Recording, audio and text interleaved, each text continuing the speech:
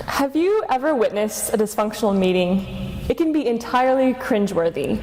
Hi, I'm Kaylee, Policy Coordinator for Lead MN, College Students Connecting for Change, and I'm here today to talk to you about effective meeting management. And whether you're the chair of a meeting or not, you'll find all of these tools extremely helpful in helping to produce a successful meeting. A long time ago, an engineer officer in the Army named Henry Martin Robert was thrown into a meeting and asked to chair it. He had no clue what he was doing and was very embarrassed, probably. Immediately afterward, he set out to write Robert's Rules of Order. This book on parliamentary procedure has been used and revised since the late 1800s and will likely be a timeless treasure for meeting management. If you're getting ready to go out and buy a copy of Robert's Rules of Order, stop. It's 1,000,000 pages long and you don't need to read the whole thing, unless you're into that type of reading. At any rate, just keep a copy handy during meetings in case you need to look things up. Additionally, we have a surprise guest on air today who has written an incredible tool called Meeting Management for Beginners. You can find a PDF copy of this on our website, and if you'd like us to mail you a paper copy, just let us know. If you're still dying to know more about Robert's Rules of Order, I'd encourage you to check out Part 2 of this training. So how do you know when a meeting is effective? First, there should be a clear agenda and a purpose for the meeting. There is nothing worse than a meeting that could have been an email. Once the meeting starts, debate and discussion should occur in an orderly and respectful manner. It's okay to disagree. In fact, I'd say it's highly encouraged. You always want to have diversity in opinions so you can get the best ideas out there, but you need to be able to debate them respectfully. Finally, you should have gotten through your entire agenda efficiently, and you should not be 2 hours over your scheduled stop time. If you're having trouble controlling time management, try a timed agenda. A timed agenda is where each item gets a certain amount of time. The body can always vote to extend the time, but typically, the idea of a timed agenda itself is enough to keep people on track. Now, if you're chairing a meeting, lucky you, and if you're not, I would really encourage you to seek out opportunities to do so. It's a great opportunity and a great experience. And the chair plays a very important role in the meeting and has a few key responsibilities. The chair is expected to provide an unbiased application of the rules, ensure controlled debate, provide adherence to the agenda, know how to deal with motions, and apply the rules only as strictly as necessary. So let's dive a little deeper on these. What does it mean to be unbiased? As chair, you should refrain from entering into debate. You should also be careful that you are not influencing the discussion in any way. It is important that you strive to protect every opinion, even if you disagree. Create a safe space where every voice can be heard. And lastly, be sure to stop immediately any personal attacks or interference in business. Simply call someone out of order if things start to get personal and remind the group to focus at the specific issue at hand. If someone is consistently causing them trouble, pull them aside after the meeting and talk to them. Do not do this in public in front of the rest of the meeting. It can be humiliating. If you call one person out of order for something, you have to do the same for anyone else, even if they're your buddy. So make sure to be consistent with this. A few more things you can do. You can provide information that will be useful to the debate. You can answer questions that have been raised. You can provide suggestions on how to move things forward. And in most cases, you can break a tie. Check your bylaws for this. Here are a few things you should make sure to do. Figure out what quorum is for your group. In other words, how many members have to be present for your group in order for the group to take action and vote on things. It's usually half plus one.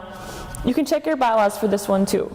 I'd encourage you to do the math before the meeting starts so that you're not scrambling to figure it out in front of your team. It would also be helpful to do the math on how many votes it would take to constitute a simple majority as well as a 2/3 majority with the number of voting members you have present. See if your secretary or your vice president can do this quick math after you or they take roll call. Always have paper or electronic ballots available to you during the meeting. You never know when you might need them. Now, how can you be sure to control the debate? Use your gavel. You are running this meeting, don't let anyone else run it for you. The second you let someone else run the meeting, you lose your legitimacy. To successfully control debate, you must stop any runaway trains from ranting away on a soapbox. Use your gavel to interject and ask that the speaker please focus on a specific issue at hand. You can enforce speaker limitations as well. These are really useful, and I'd encourage you to watch Part 2 to learn more about them. Always focus on hearing both sides. If two people speak in a row in favor of a motion, ask the group if there is a dissenting opinion that would like to speak. If there's not, ask if there are any new points to bring up or if it's safe to move to a vote.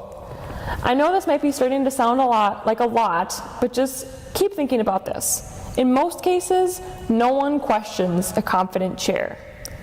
No one questions a confident chair. Simply decide how you're going to run this meeting and stick to it. And now for the most exciting part of the training. We'll hear from a meeting management expert, Mr. Jason Fossum. Jason is a Winona State grad and formerly Director of Government Relations for Lead MN, also known as Awesome Fossum. We are so excited to have you here today. Could you please tell us first what inspired you to write such a book? Well, it's interesting because our former executive director and my former boss, Justin Klander, actually told me that he needed to get something useful out of me. So he thought it would be a good idea for me to put a book together on that. Apparently passing bills wasn't enough for him. So we decided to do it as a summer project while I worked from home. And being that it's an issue I like and I like to talk about, as anybody who's been around knows, it was pretty easy to write. So I guess it was kind of Justin actually trying to get some work out of me. That's funny, yeah, and we still have it around today. I know there's a lot of students waiting to get your signature on that.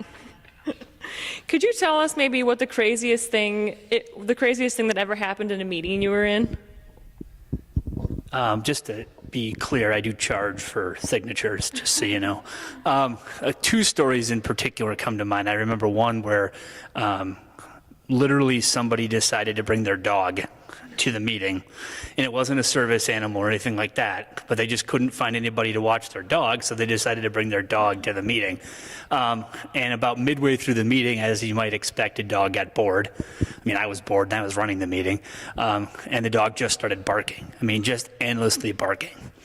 And so we had to try to figure out how to work around that. The person refused to take the dog out.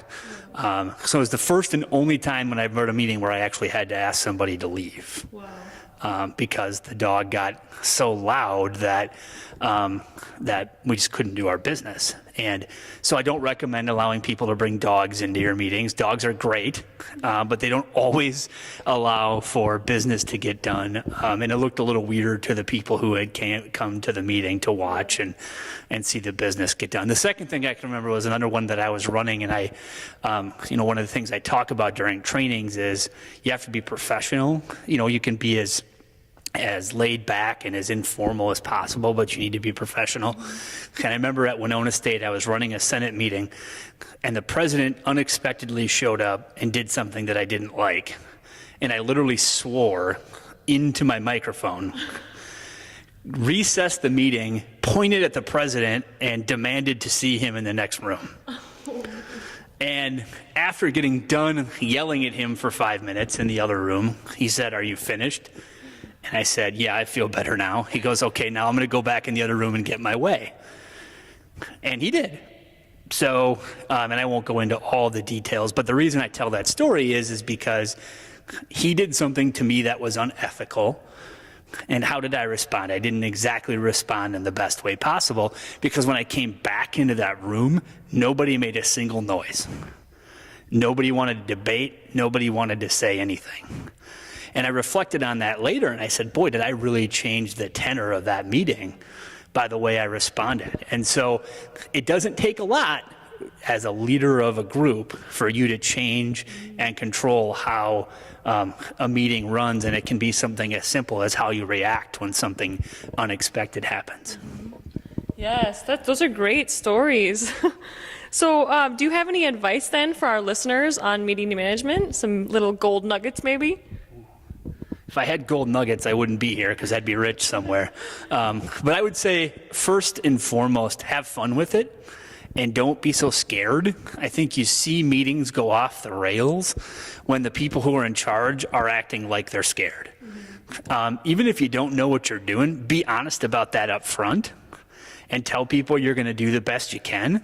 And usually folks will work with you. They'll try to help you. They'll behave a little bit better. They won't be argumentative unless they feel they need to. And also don't pretend you know everything. You want to be confident. If you know something's right, you want to say it. But you also have to, you have to admit, I don't know the answer to that. I'm going to look it up.